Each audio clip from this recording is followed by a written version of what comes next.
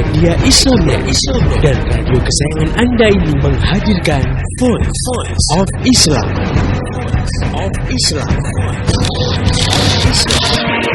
Nah, dengan demikian kalau kita bicara masalah cinta, maka sebenarnya cinta itu bisa benar dan juga bisa salah gitu. Jadi cinta itu sebenarnya hanyalah perasaan. Kalau perasaan itu dikendalikan oleh akal sehat, yang tentunya akal ini yang sudah tercerdaskan secara Islam ya, maka jadilah cinta itu mendapatkan tempatnya secara benar. Nah, tetapi ketika cinta itu tidak lagi dikendalikan oleh akal ya, maka cinta itu bisa berkembang secara liar ke arah yang salah ya. Apalagi kalau perasaan cinta itu dikendalikan oleh setan yang sudah melemahkan manusia. Nah, maka manusia akan terpuruk ke derajat yang sangat rendah ya. Jadi itu cinta ya. Kita tidak boleh mengatakan cinta itu agung, suci dan sebagainya. Cinta itu adalah perasaan. Bisa jadi benar, bisa jadi salah. Inilah Voice of Islam. Ya man huwa Allahul ladzi la ilaha illa huwar rahmanur rahim. Bismillahirrahmanirrahim. Assalamualaikum warahmatullahi wabarakatuh. Halo Indonesia, apa kabarnya hari ini? Ya, semoga Allah Ta'ala senantiasa memberikan rahmat serta kesehatan kepada kita semua. Amin ya rabbal alamin. Jumpa lagi dengan saya Burhan R. Hazami dalam program Voice of Islam, kerja bareng Media Islamnet dengan radio kesayangan Anda ini. Dan insya Allah selama 30 menit ke depan Voice of Islam akan mengisi ruang dengar Anda dalam rubrik Tibun Nawawi. Dan insya Allah kali ini akan membahas mengenai tema hijamah atau bekam. Nah, sebenarnya apa sih hijamah atau bekam itu? Dan untuk lebih lanjut, alhamdulillah di studio telah hadir narasumber kita kali ini. Beliau adalah penanggung jawab dari El Iman Bogor. Dan langsung saja kita sapa beliau, Ustadz Munawir. Assalamualaikum warahmatullahi wabarakatuh, Ustadz. Waalaikumsalam warahmatullahi wabarakatuh. Ya, apa kabarnya, Ustadz? Kayaknya udah lama sekali kita nggak bertemu, Ustadz ya. Iya. Ya, alhamdulillah sekarang dipertemukan kembali Allah Subhanahu Wa Taala. Ya, sahabat muslim semuanya, berbicara masalah hijamah atau bekam, sebenarnya apa sih arti hijamah atau bekam itu? Nah, untuk lebih lanjutnya, tafadhol Ustaz untuk menjelaskan. Ya, Bismillahirrahmanirrahim. Assalamualaikum warahmatullahi wabarakatuh. Waalaikumsalam warahmatullahi wabarakatuh. Alhamdulillah rabbil alamin, wassalatu wassalamu ala asyrafil anbiya'i wal mursalin wa ala alihi wa ashabihi ajma'in. Alhamdulillah. Jadi Allah mempertemukan kita kembali di sini. Kita bincang-bincang atau diskusi masalah hijamah ya, Tibun Nabawi. Salah satu Tibun Nabawi itu diantara adalah hijamah atau disebut dengan bekam. Banyak sebutan daripada hijamah ini. Ada yang nyebutnya bekam. Bekam ini bahasa Malaysia. Bahasa Malaysia. Bahasa Arab, bukan ya? Bahasa Arab. Bahasa Arabnya hijamah. Bahasa hijamah ya. Bahasa Arabnya itu hijamah. Kalau bahasa kita di sini kop namanya, di kop ya. Kalau bahasa macam-macam lah, banyak ya bahasanya. Bahasa kita kop di sini. Apa sih arti hijamah itu sendiri? Secara bahasa, qala Ibnu Manzur, al-hijamatu lughatan hiya minal hajmi ay al-massu. Jadi Ibnu Manzur mengatakan yang disebut dengan hijamah itu secara bahasa artinya adalah dia diambil dari asal kata al-hijmu atau al-hajmu yang artinya adalah al-massu. Al-massu. Yuqalu dikatakan hajama syai'u, menghijamah sesuatu artinya ay massuhu, artinya ketika menghisapnya, artinya hisap, menghisap atau menyedot. Nah, jadi asal katanya itu asal katanya. Jadi asal katanya itu diambil dari kata al-hijmu tadi yang artinya adalah al-massu, yaitu menyedot atau menghisap.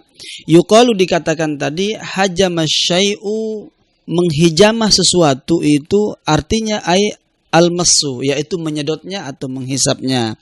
Yuqalu dikatakan juga hajamas sabiyyu sadya ummihi, anak kecil itu menghijamah payudara ibunya. Idza massahu, apabila dia menyedotnya. Artinya di sini diartikan hajamas sabiyyu sadya ummihi, anak kecil itu menyedot atau menghisap payudara ibunya. Itu secara bahasa. Secara bahasa artinya tadi menghisap ya. Berarti atau dari situ menyedot ya. Secara istilah hijamah itu artinya adalah imtisasud dami bil mihjami ba'da tashritil jild. Artinya adalah menyedot darah dengan alat bekam. Alat bekam itu kayak Yang mangkok kop tadi ya. ya kop tadi. Hmm. Kayak apa? Kayak gelas bekam namanya ya. Alat bekam dengan mihjam dengan alat bekam. Ba'da tashritil jild. Ba'da tashritil jild, setelah disayat-sayat kulit itu. Wah, sakit nggak tuh Ustaz? Enggak enggak ya? sakit, enak malah gitu ya. Enak malah setelah disayat kulit itu. Jadi bisa kita simpulkan yang disebut dengan bekam itu adalah peristiwa penghisapan atau penyedotan kulit, Iya. penyayatan dan mengeluarkan darahnya dari permukaan kulit yang kemudian ditampung di dalam gelas atau di dalam kop tadi. Nah, ditampung, setelah itu ditampung, dibuang nanti gitu. Itu darah kotor Ustaz. Darah kotor yang jelas, Yang itu darah penyakit kotor. Karena tadi yang diambil itu dari kulit yang paling rendah ya, kulit yang paling atas. Kulit yang disayat dulu pelan dengan sayatan yang halus, dikop untuk mengeluarkan darahnya. Itu makna al-hijamah tadi. Al-hijamah tadi. Sebenarnya ada dalil-dalilnya nggak sih Ustaz kalau hijamah itu? Ada dalil-dalilnya nggak hijamah ini? Ya tentunya ada, karena ini adalah tibbun nabawi. Dalilnya itu banyak, baik itu dalil qauliyah, baik perkataan Nabi kita sendiri. Iya. Nabi Shallallahu Alaihi Wasallam bersabda mengatakan, khairu ma tadawaitum bihi al-hijamah. Jadi yang paling baik pengobatan yang kalian lakukan adalah berbekam atau berhijamah. Nah ini diriwayatkan oleh Bukhari dan Muslim. Nabi Shallallahu Alaihi Wasallam juga dalam hadis dari Ibnu Abbas, Rasul Shallallahu Alaihi Wasallam mengatakan, asyifa'u fi thalathin, syurbati asalin, au turbatu mihjamin, wakayyati narin. Jadi Nabi Shallallahu Alaihi Wasallam bersabda, asyifa'u fi thalathin, kesembuhan itu bersumber dari 3 hal. Yang pertama adalah syurbati asalin, minum madu. Minum madu. Yang kedua adalah turbati mihjamin, sayatan pisau bekam. Yang tadi yang ceritakan. Yang ketiga adalah wakayyati narin, dan pemanas dengan kai, melakukan kai dengan pengobatan dengan besi panas ya. Nabi mengatakan wa ana anha ummati anil kai, tapi aku melarang umatku untuk melakukan kai. Karena sakit Ustaz ya. Sakit. Nah, hadis ini diriwayatkan oleh Imam Bukhari dan Imam Muslim. Terus kalau sejarahnya sendiri hijamah itu ada atau enggak Ustaz? Nah, ya sejarahnya sendiri, sejarah dari hijamah itu dari dulu. Kalau dari zaman Nabi kita udah bersabda tadi, berarti kan dari dulu dari ya. sebelum-sebelumnya berarti ya. Cuman kan masalahnya di masyarakat kita ini kita baru tahu sekarang-sekarang ya kan ya. Kita baru tahu sekarang-sekarang ini, penyebabnya adalah kurangnya informasi ya, media terutama yang kurang mengekspos masalah pengobatan Islami, masalah pengobatan tibbun nabawi ini. Dari dulu itu kalau di Cina itu berkembang, di beberapa sejarah literatur saya baca mulai dari 2500 sebelum Masehi. Begitu juga di zaman Fir'aun. Berarti udah zaman Mesir kuno dulu ya, dari dulu, yaitu di sekitar 2500 sebelum Masehi. Akhirnya Nabi kita kan menggunakan itu juga ya. Karena bagus ya. Bagus. Dan memang itu termasuk sunnah kan, karena apa yang dilakukan oleh Nabi kita kan termasuk sunnah nih. Bedanya kalau sekarang kan orang hijamah ini menggunakan alat-alat yang modern ya. Kalau dulu masih pakai itu tanduk hewan, masih menggunakan tanduk hewan dan disedot menggunakan mulut. Sedot menggunakan mulut, terus disayat. Kalau yang sekarang kan ada alatnya tuh. Jadi tinggal praktis ya. Praktis sekarang mah ada alatnya, bahkan ada yang pakai jarum tuh lebih praktis lagi. Merem-merem juga nggak ada masalah, yang penting pas gitu ya. Terus yang penting menggunakan alatnya itu nggak, insya Allah aman gitu ya.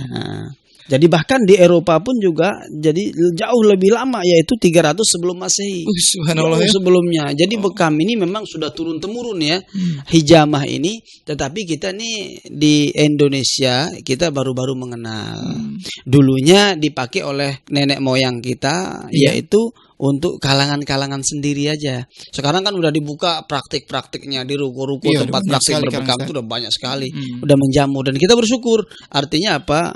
Menyebar. Tibbun nabawi ini udah menyebar gitu ya. Terus Ustaz, masalah hijamah atau bekam ini kan udah banyak sekali ya. Itu sebenarnya ada pembagian-pembagian tertentunya nggak sih, atau gimana Ustaz? Iya. ada beberapa pembagian hijamah itu anwa'ul hijamati katanya. Oh, jadi memang ada pembagiannya Ada ya? pembagiannya. Jadi al-hijamatu tanqasimu ila nau'ain. Nah, hijamah itu terbagi menjadi dua bagian, dua macam hijamah ini. Yang pertama adalah hijamatun jafatun, yaitu hijamah kering. Nah, yang kedua adalah hijamatun rutbatun atau damawiyatun. Jadi hijamah kering dan hijamah basah. Tapi hijamah kering ini sendiri masih dibagi dua. Nah, ada namanya hijamatun jafatun sabitatun. Iya. Hijamah kering tetapi tetap posisinya. Yang kedua adalah hijamatun jafatun mutaharrikatun. Hijamah kering tetapi digerak-gerakkan. Nah, ini luncur namanya, kita kenal dengan bekam luncur kalau di sini ya. Dikenal dengan bekam luncur. Begitu juga dengan hijamah rutbah atau damawi ya. Hijamah basah ini dibagi dua juga. Hijamatun daruriyatun, yaitu hijamah yang sangat penting lagi. Darurat. Disebut dengan atau al-hijamah al-ilajiyah untuk penyembuhan. Iya. Sementara ada juga hijamatun ikhtiyariyah, yaitu hijamah al-wiqaiyah, yang itu untuk menjaga kesehatan saja. Jadi nggak perlu sakit, nggak apa-apa di hijamah gitu ya. Jadi tadi hijamah itu dibagi dua secara umum. Hijamah jafah, yang kedua hijamah rutbah atau hijamah damawiyah. Nah, tadi kan udah dijelasin Ustaz ya tentang masalah pembagian-pembagianan. Sebenarnya kalau manfaatnya sendiri dari hijamah itu apa Ustaz? Hijamah kering ya. Ini hijamah tadi yang dibagi dua. Yang pertama kita berbicara hijamah kering. Hijamah kering ini biasanya di masyarakat kita untuk menghilangkan angin teh. Angin kayak masuk angin. Sabitah ini yang tetap ya. Yang tetap, yang di kop itu ditunggu beberapa menit kemudian diambil tiba-tiba merah gitu ya. Ini sangat bagus sekali untuk meringankan masuk angin ya. Untuk meringankan pegal-pegal yang ada di badan ya. Nah, itu bagus sekali. Kalau gitu boleh Ustaz nanti. Nah, atau yang hijamatun jafatun mutaharrikah. Kalau yang hijamah jafah mutaharrikah ini adalah hijamah kering tetapi yang digerak-gerakkan atau disebut dengan hijamah luncur tadi, itu fungsinya selain bisa juga untuk mengeluarkan angin tadi ya. Terus yang kedua adalah fungsinya untuk melenturkan saraf-saraf yang tegang, relaksasi. Relaksasi namanya. Namanya relaksasi, untuk merelaksasi saraf-saraf yang tegang. Itu fungsinya. Adapun tadi kalau hijamah rutbah yang hijamah basah tadi ya untuk menghilangkan, untuk menyembuhkan berbagai penyakit insyaallah. Iya. Syukran Ustaz. Waduh, jadi penasaran nih Ustaz. Jadi pengen dibekam juga nih. Iya, insyaallah gampang lah nanti ya. Ya, baik pendengar yang setia. Setelah ini kita akan membahas mengenai penyakit apa aja sih yang bisa disembuhkan dengan hijamah ataupun bekam. Tapi jangan kemana-mana. Tetap setia di Voice of Islam. Den, ngapain lu? Sedih banget. Gue lagi mikirin masa depan dunia ini, Bar. Wuhui, sok tua lu, Den. Ya gimana? Bumi ini kan makin tua. Coba aja lu lihat, bumi makin panas. Jakarta hujan meteor. Gempa bumi hampir setiap hari.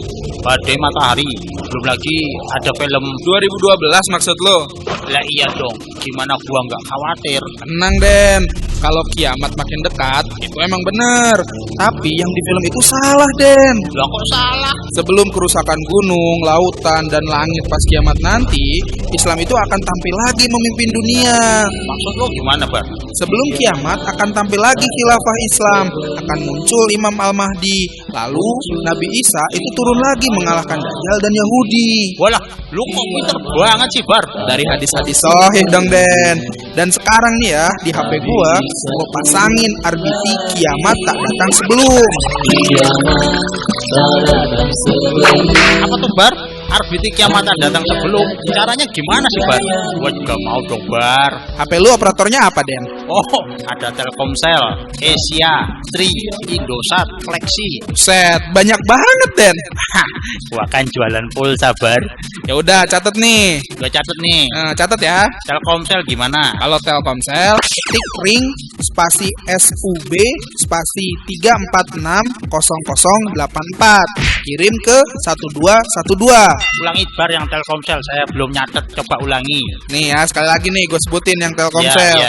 Ketik ring spasi SUB spasi 3460084. Kirimnya ke 1212. Nah, kalau Asia. Kalau Asia, ketik ring spasi 3460084. Kirim ke 888. Oh gitu. Nah kalau tri gimana tri? Kalau Tri caranya gampang, tinggal ketik 3460084, kirim ke 1212. Oh gitu. Nah sekarang kalau Indosat gimana? Kalau Indosat gini deh, ketik SET spasi 1809899, kirim ke 808. Nah, Ulangi bar yang Indosat. Ya, yang Belum Indosat sempat ya. nyatet tadi. Oh, Coba ya. ulangi. Oke, yang Indosat ya. Ya. Ketik SET spasi 1809899, kirimnya ke 808. Untuk Indosat biasanya lo harus registrasi 2 kali nih Den. Oh gitu. Nah sekarang kalau fleksi. Kalau fleksi tinggal ketik ring spasi SUB spasi 2710070, kirim ke 1212. Kiamat tak datang sebelum khilafah tampil lagi. Benar sekali. Segera RBT Kiamat Tak Datang Sebelum sudah bisa Anda pasang di HP Anda. Dan sambut kembalinya Islam memimpin dunia sebelum kiamat tiba. Bar, lu kok tahu cara pasang RBT banyak operator sih Bar? Gimana sih? Gue juga kan jualan pulsa deh. Datang sebelum hancurnya Dajjal juga Yahudi. Masih Anda ikuti Voice of Islam. Jangan kemana-mana, ikuti acara ini hingga tuntas nanti. Voice of Islam, persembahan media Islamnet dan radio kesayangan Anda ini. Voice of Islam, Voice of Islam, Voice of Islam. يا من هو الله الذي لا إله إلا هو الرحمن الرحيم. Masih di Voice of Islam, kerja bareng media Islamnet dengan radio kesayangan Anda ini. Baik pendengar yang setia, kita lanjutkan kembali bincang-bincang kita dengan Ustadz Munawir. Nah Ustadz, gimana Ustadz? Penyakit apa aja sih yang bisa disembuhkan dalam hijamah ini? Ya, penyakit apa saja yang bisa disembuhkan dengan hijamah ini? Kalau kita lihat dari redaksi hadis Nabi Sallallahu Alaihi Wasallam, Ya. Rasul mengatakan, man ihtajama li sab'a asyrata wa tis'a asyrata wa ihda wa isyrina kana lahu shifaan min kulli da'in. Kana shifaan min kulli da'in. Hadis riwayat Abu Daud dari Abu Hurairah. Jadi Rasul Shallallahu Alaihi Wasallam mengatakan, manihtajama, barang siapa yang berhijamah atau berbekam pada tanggal 17, 19 dan 21 pada bulan Hijriah, maka adalah bekamnya itu mengobati semua jenis penyakit. Nah, Subhanallah ya. Berarti bisa semua di ini. semua jenis penyakit. Nah, ini dari redaksi hadisnya. Dari hadis. Ibnul Qayyim menjelaskan yang dimaksud di sini adalah semua jenis penyakit yang berhubungan dengan darah. Oh, dengan darah. Jadi Dengan bukan penyakit darah. hati ya. Jadi semua penyakit yang berhubungan dengan darah. Darah. Penyakit-penyakit yang lain bagus lah, seperti misalnya orang stroke ya, orang-orang yang darah tinggi, kolesterolnya tinggi, Itu orang bisa yang juga, Ustaz, ya. sakit ginjal dan banyak sekali penyakit-penyakit yang lain. Insya Allah dengan izin Allah bisa disembuhkan. Yang jelas adalah keyakinan kita di sini adalah al-i'tiqadu bi annaha la tu'assir bi nafsiha li'anna asy-syifaa'a minallahi subhanahu wa ta'ala. Yang harus kita yakini adalah bahwa Iya. bukan sebenarnya di sini kekuasaan Allah gitu ya. Bukan hijamah itu dengan semata-mata, biar kita tidak salah. Ya. La tu'assir bi nafsiha. Tidaklah hijamah itu bergerak dengan sendirinya. Tapi ini Li'anna perantara, ya. syifaa'a minallah. Karena kesembuhan itu sebenarnya tetap atas izin dan takdir dari Allah Subhanahu Subhanahu wa taala. Iya. Jadi hijamah sendiri sebenarnya hanya perantara untuk Betul. penyembuhan aja ya. Sebenarnya Allah sendiri yang menyembuhkan. Dan Ustaz, kira-kira butuh berapa lama waktunya untuk melakukan hijamah itu? Ya. Atau sesering mungkinkah kita biar bisa sembuh? Iya, kapan waktu kita untuk melakukan hijamah itu? Kalau tadi di hadis yang saya sebutkan tadi pada tanggal 17 ya, 19, 21 bulan Hijriah, berarti sebulan sekali. Oh, sebulan sekali ya. Nah, sebulan sekali dilakukan hijamah itu. Ada beberapa kasus yang memang beberapa literatur yang saya baca kita dianjurkan 2 minggu sekali. 2 minggu. Ketika penyakit itu penyakit yang sudah kronis. Tapi kalau untuk kesehatan sih tadi sebulan sekali lah ya. Untuk kesehatan sebulan sekali ya. Kalau Nabi Muhammad sendiri itu pernah dihijamah nggak, Ustaz? Bagaimana dengan Nabi kita Nabi Muhammad sallallahu alaihi wasallam? Apakah beliau pernah dihijamah atau tidak? Itu dia, Ustaz. Jadi apakah Nabi kita ini pernah dihijamah atau tidak? Nah, di hadis Rasul Shallallahu Alaihi Wasallam beliau pernah dihijamah. Oh, pernah juga. Pernah dihijamah ketika itu beliau kena racun. Waktu penaklukan Khaybar ya. Penaklukan Khaybar itu beliau kena racun, diracuni oleh perempuan Yahudi yang bernama Zainab binti Harith, istrinya dari Salam bin Mishkam. Nah, beliau diracuni, dikasih di daging kambing, makanya sangat efektif hijamah atau bekam ini untuk orang yang kena racun ya. Jadi beliau di bekamnya itu di bahu. Beliau di bekamnya itu di bahu. Ketahuilah bahwa bahu ini adalah terminal kedua setelah lambung sebenarnya. Di sini ini dibekam. Jadi Rasul Shallallahu Alaihi Wasallam dibekam oleh Abu Hindun namanya. Beliau dibekam oleh Abu Hindun. Nah, sehingga masalah ini ketika Rasul Shallallahu Alaihi Wasallam diracunin sendiri sampai beliau bisa bertahan 3 tahun setelah itu. Tapi sahabat yang lain yang ikut memakan daging tadi itu langsung meninggal.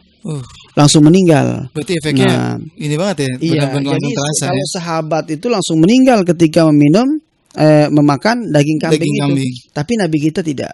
Nabi kita langsung minta untuk dibekam saat itu juga, sehingga beliau bahkan bisa bertahan sampai 3 tahun. Di dalam sebuah hadis beliau mengatakan, maziltu ajidu minal aklah allati akaltu minasyat yauma Khaybar fahadha awanun qita'i abhari.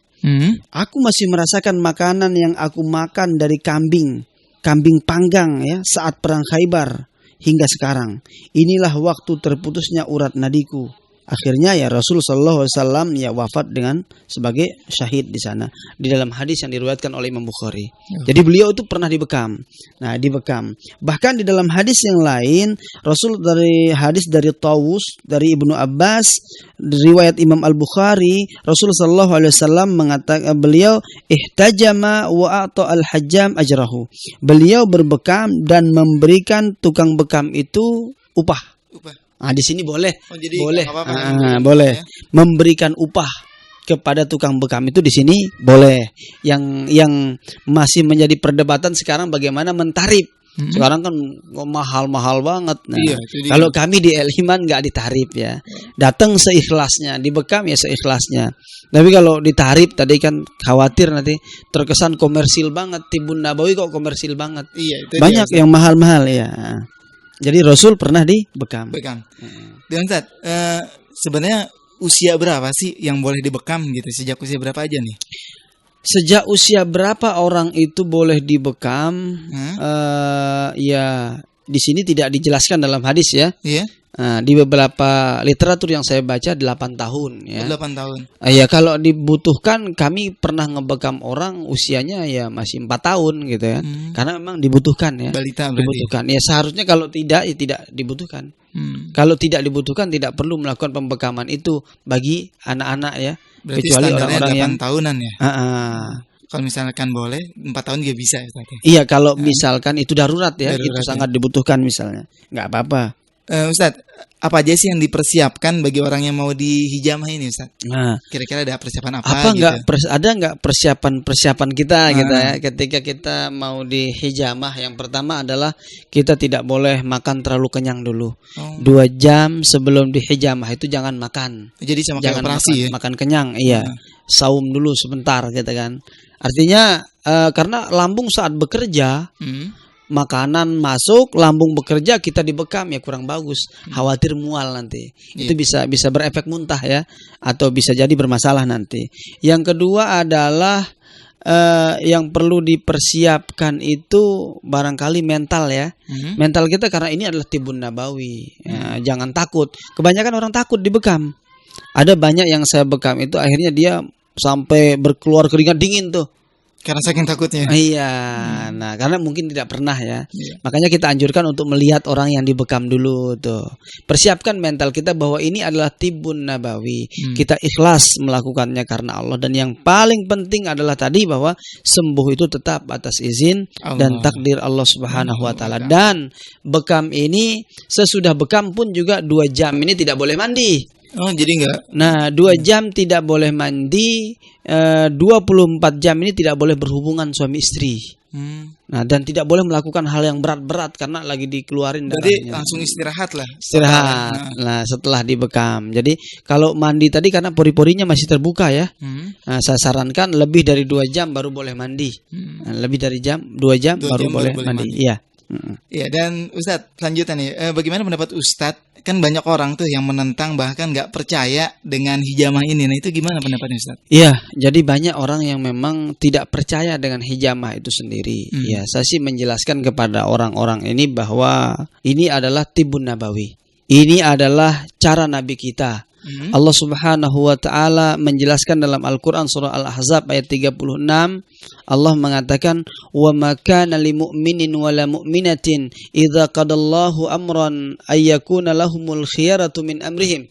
Jadi Allah Subhanahu wa taala mengatakan, "Wa ma kana lil mu'minin wa la mu'minatin," tidaklah patut bagi seorang mukmin laki-laki dan mukmin perempuan, idza qadallahu wa rasuluhu amra, apabila Allah dan Rasulnya menentukan sesuatu baginya, menentukan suatu urusan baginya, ayyakuna lahumul khiyaratu min amrihim, dia memiliki pilihan yang lain gitu ya. Nah, jadi ini adalah sudah ditentukan oleh Rasul kita. Jadi kalau saya sih bagi yang orang-orang yang menentang atau orang-orang yang tidak mau, kesini aja kita bekam dulu lah. Kita bekam dulu tuh biar tahu coba dulu ya. Coba dulu deh gitu. Dan insya Allah nggak bakal sakit ya. Kesini lah.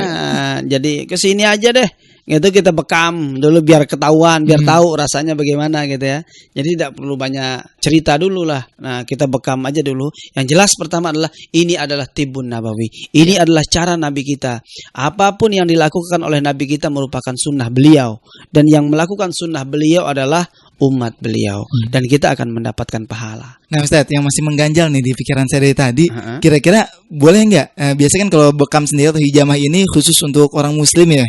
Nah, kalau di luar muslim atau non muslim itu gimana, Ustadz? Bisa nggak? Iya, tidak ada masalah sebenarnya ya. Jadi boleh-boleh aja. Nggak ada masalah. Yang penting orang non muslim ini tidak memusuhi Islam. Dan tidak memusuhi umat Islam. Sama sebenarnya dengan ruqyah juga ya. Yang penting kita boleh meruqyah dia atau ngebekam dia atau mengobatin dia. Oh, boleh, Ustadz? Boleh. Yang penting adalah tadi dia tidak memusuhi Islam dan tidak memusuhi umat Islam. Dia adalah kafir atau non Islam yang kita hidup berdampingan dengan mereka. Itu tidak ada masalah. Nah, baik pendengar, itu tadi bahasan kita mengenai hijamah atau bekam. Ya, bagi pendengar yang mau dibekam ataupun hijamah, ya jangan takut-takut, nggak sakit kok. Dan insya Allah di sini aman, dijamin.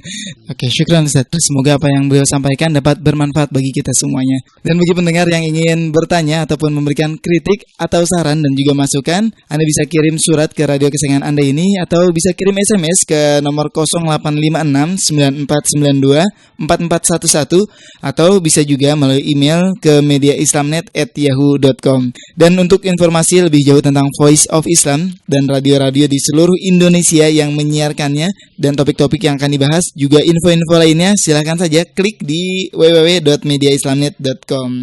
Dan saya Burhan R. Hazami beserta seluruh kru yang bertugas mengucapkan terima kasih yang sebanyak-banyaknya, khususnya kepada Ustadz Munawir atas penjelasannya kali ini. Syukran Ustadz. Iya, sama-sama. Juga terima kasih juga buat para pendengar yang telah setia mendengarkan acara ini dari awal hingga akhir. Dan pesan saya, sampaikan apa yang Anda peroleh dari acara ini kepada yang lain agar rahmat Islam bisa segera tersebar luas, termasuk di kota yang Anda cintai ini. Mari menimbang masalah dengan syariah. Sampai jumpa di kesempatan yang akan datang. Assalamualaikum warahmatullahi wabarakatuh. Baru saja Anda dengarkan Voice of Islam.